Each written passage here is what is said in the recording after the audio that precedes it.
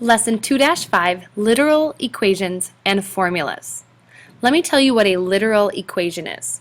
We already have seen plenty of equations.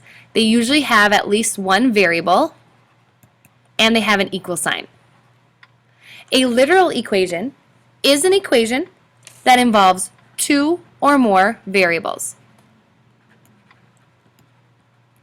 So we could have something like 6y plus 8x equals 20. That is a literal equation because there are at least two variables and there could be more. We'll get to formulas in a second. In this lesson, you are going to learn how to rewrite a literal equation. For example, the equation 10x plus 5y equals 80, where x is the number of pizzas and y is the number of sandwiches, models the problem in the solve it. We didn't look at the solve it. That was at the beginning of the lesson. How many sandwiches can you buy if you buy 3 pizzas? So x is number of pizzas. We want to know how many sandwiches we could get if we had 3 pizzas. Well, what you're doing is you are solving the equation for y. So what this lesson teaches you is to take an equation and rewrite the equation for y, meaning get y all by itself. So I'm going to take this equation, 10x plus 5y equals 80, and I'm going to get y by itself. I want anything on the side with the variable y to go away. So 10x, I want to go to the other side. I'm going to do that by subtracting it from both sides. So now it's gone. I have just 5y, and I have 80 minus 10x left on the other side. Well, now I still need to get rid of this times by 5. So I'm going to divide by 5, and I need to divide everything by 5. I'm now left with y equals 16 minus 2x. So there is my original equation rewritten for y. Now that I know the equation, I'm going to find what y equals when, I got to rewrite this because I'm running out of room, y equals 16 minus 2x. What does y equal when x is 3 and when x is 6? So I'm going to have 2 more answers. Well, what does y equal when x is 3? I'm going to plug 3 into the equation. 16 minus 6, y equals 10. How about when x equals 6? 16 minus 12, y equals 4. So you actually have 3 answers. We rewrote the equation, and then we plugged 2 values in for x and got our y values. Let's do another example. 4 equals 2m minus 5n. We want to solve this equation for m. Get m all by itself. Here's m. I want this minus 5n to go away, so I'm going to add 5n to both sides. I now have 4 plus 5n equals 2m. And then I'm going to divide by 2 to everything over here. M equals, well, 4 divided by 2 is 2. 5 divided by 2 I'm going to leave as a fraction. Okay? Next problem, rewriting a literal equation with only variables. So the last examples we had variables and numbers. This equation here has only variables. ax minus bx equals c. We want to solve it for x. Alright, well, if you notice, both terms have x, so that's going to get kind of tricky. I can't move one to the other side because I need all the x's to be on the same side. Well, when you do that, in this case we didn't have to move anything over, both my x's are on the same side, I can pull out what they have in common, which is that x. When I do that, I have a left over and a minus b. It's kind of like the backwards distributive property. Because now if I redid this, x times a, ax, x times b, negative bx. Okay, and I still have c. I don't need to multiply anything to c because I didn't change anything, I rewrote it. So now this is x times a minus b. If I divide by a minus b to both sides, my x is all by itself. On the other side I have c divided by a minus b.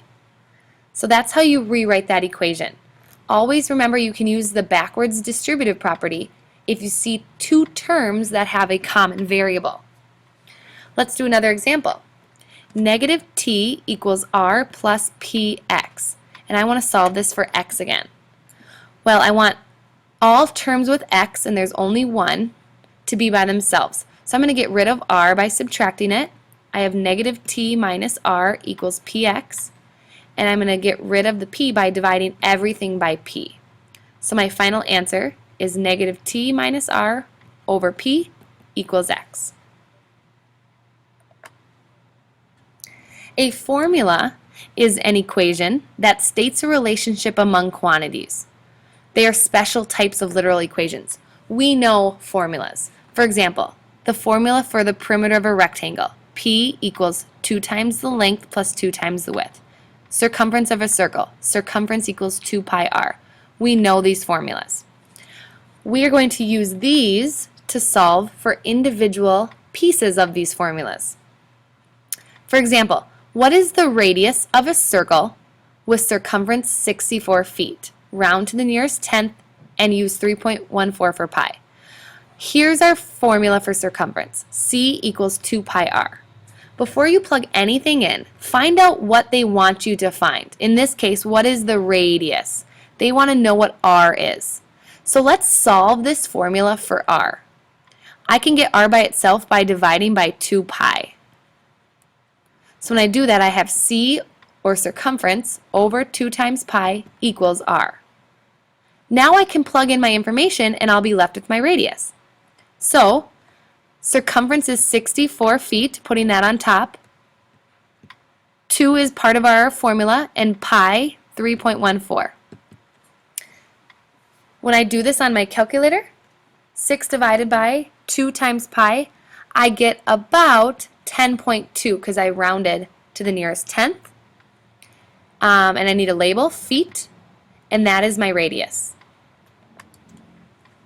Second example. What is the height of a triangle that has area of 24 inches squared and a base length of 8? Well, first I need my formula for area of a triangle. It happens to be base times height divided by 2. I want to find height, so let's solve this for h. I'm going to multiply everything by 2 to get rid of that 2 on the denominator. So I have 2 area equals base times height. If I divide by base, I have 2 area over b equals my height. So there's my rewritten formula. All right, now it says that, let me change color here. My area is 24, so 2 times 24, and my base is 8 divided by 8. That equals 48 divided by 8. My height is 6 inches. So you can rewrite the formula to find what you are looking for. In this formula, we need the distance equals rate times time. The monarch butterfly is the only butterfly that migrates annually north and south. It takes a typical butterfly about 120 days, that's your time, to travel one way. What is the average rate at which a butterfly travels per day? Round to the nearest mile per day. All right, first I want to find out what am I looking for. What is the average rate? So I'm solving for r. Well, to get r by itself, I'm going to divide by t for time. So I have distance divided by time equals my rate. Now, I need to look, the distance this butterfly travels is 1,700 miles, and it does it in 120 days. That's my time. Dividing these two numbers should give me my rate, and it does. I'm going to round to the nearest mile. It's about 14 miles per day. I need my label. So that's using or rewriting a formula to help you solve a word problem. This brings us to our lesson check. Please bring your notes and the answers to these 5 problems to class.